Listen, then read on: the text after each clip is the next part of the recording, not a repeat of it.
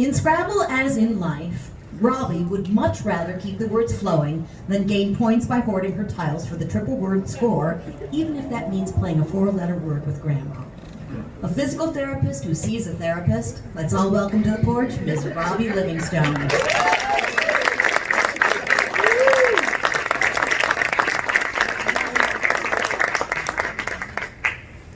Crike is not a word. C-R-I-K-E. It's not a word. And most importantly, it's not a Scrabble word.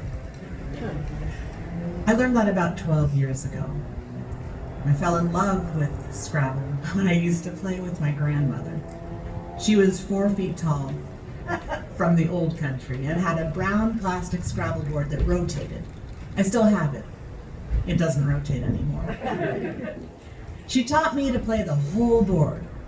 She taught me the rules of the game.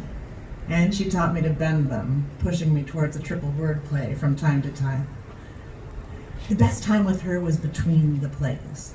Sometimes it would take so long that she would drum her fingers. I try to mimic that now, her aged hands just tapping on the kitchen table. I relished that time with her. Lately, I play with a group of women. It started about 2 years ago when Hannah, a retired editor, had a stroke, and her speech therapist said we could play Scrabble to help with her recovery, so we started to play these women. We started at Hannah's house and played there for about a year, and then Mary's husband became ill and went on hospice, and some of us knew what that was like, so we moved the game to Mary's house, and we played there through his illness and his passing, and up until this spring. And now we play a version that Kathy came up with that's a Battleship Scrabble hybrid. It's amazing, and it allows us to play safely from our own little corners. But back to Crike. 12 years ago, I was playing the most important Scrabble game of my life with my husband, who was battling an illness of his own. And the time between plays was so long that I actually took out my journal and started to write. And I'm so glad I did, because if I hadn't, this all would have been lost to me forever. I wrote, playing Scrabble. He probably doesn't know what we're doing right now, so we're holding hands, playing footsie, and staring at the board. He came to for a second and said, pen. I told him not to worry if some of the words don't look right, that it was nice to hold hands and he could take as long as he wanted. He was drinking a beer but hadn't touched it. He came up with the audacious Livingstone move when one of his tiles touched the corner of a triple word space and he thought he should score. He asked if he could and I said no. He said, too bad. You'll miss out on the audacious Livingstone move. Funny, despite his tumor. He told me my 2 real words were cheap. He yelled, come in, really loud, but no one was knocking. The kids were playing upstairs, so that's probably what he heard. 3:01 p.m., he put down Crike for 13 points. I put down Duke for 10.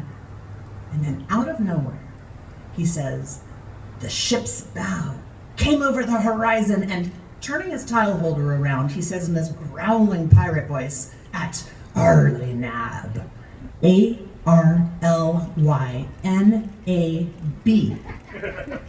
He'd used up all his tiles. Bingo! That's the Yahtzee of Scrabble. Except it wasn't a word. I wrote, I am too grateful for this moment to say a thing. I am too sad to watch this brilliant and funny man die. He was tall, 6'8", and had 0 short-term memory. Like if Bigfoot and Curious George had a child. He would put cereal in the refrigerator and milk in the cupboard. He would stand at a light switch and turn it on and off and on and off, like no short-term memory at all. But from time to time, he would return to me. With a word or a phrase, he would remind me that he was still my husband, still himself, still connected to us by strands, like with the pirate voice thing during Scrabble. Scrabble.com says that if you're near the end of a game and 6 or fewer tiles remain, you cannot exchange your tiles. By the time we played that game, we had run out of treatment options. The surgery and radiation and chemo that had given him time to enjoy our boy, time for us to have our daughter, had stopped helping us with time. The last time he went to his doctor, she looked at his MRI and said, "Get your affairs in order." I didn't realize doctors actually say that, but they do. Scrabble rules say that when a player plays his or her last tile and no more tiles remain, the game is over. John died from his brain tumor in 2008 when our children were 5 and 10. He battled his 8-year illness with grace. And I'm not just saying that to be nice. His wisdom and his kindness and his humor impact us in a lifetime kind of way. And he didn't lose his ability to think clearly until the end. And I know, because I would check his Sunday New York Times crosswords in waiting rooms over the years, and he was always spot on until he tried to pass off crike as a legitimate word. Hasbro says that if you use a word enough, it becomes eligible for entry in the Scrabble dictionary. So this year, I'm going to use crike a lot. I mean, maybe he was trying to say crikey, like he saw 2020 coming our way. Or maybe he was hearkening back to his Scottish roots and wanted to visit a creek. Or maybe he was coming up with his own word, a beacon of hope, a prophecy, or a legacy of love. But whatever it was, I'm going to try to figure it out between the plays. Thank you.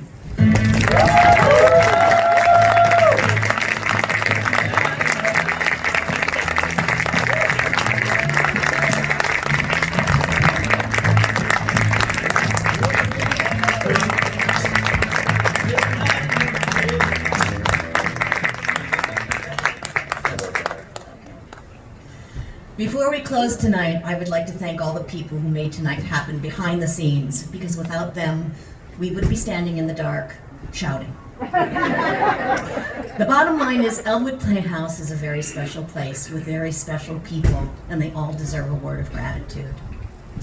Thank you to Mike Nazo and Larry Wilbur for our amazing lighting and sound.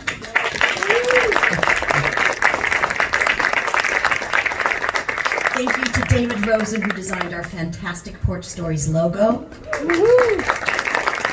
Thank you to John Houston for designing our wonderful show poster.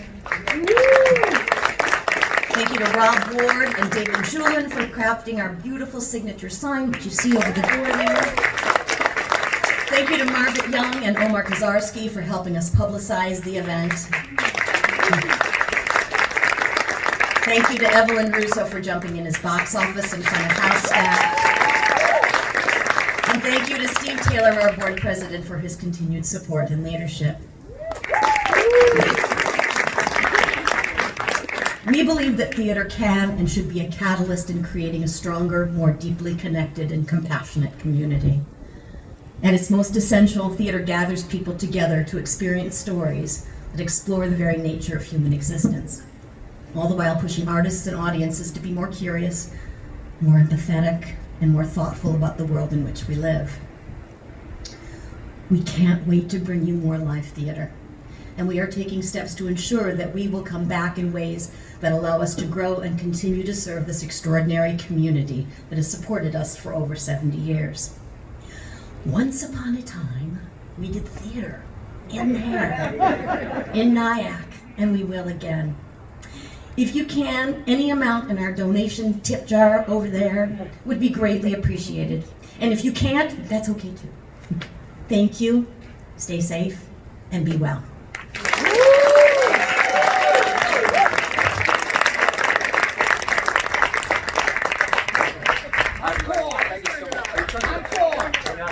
I can shout pretty loud.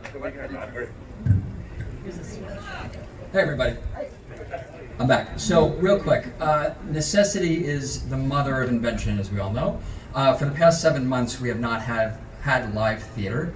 And as actors, as directors, as audience members, we need live theater. And so out of this, 2 people in our theater came up with the brilliant idea to do Porch Stories, and we really want to thank them for putting this together. They did a great job. Please give a warm round of applause to Claudia, Stefany, and Gabbard. We appreciate everything that you guys did. We got you some champagne.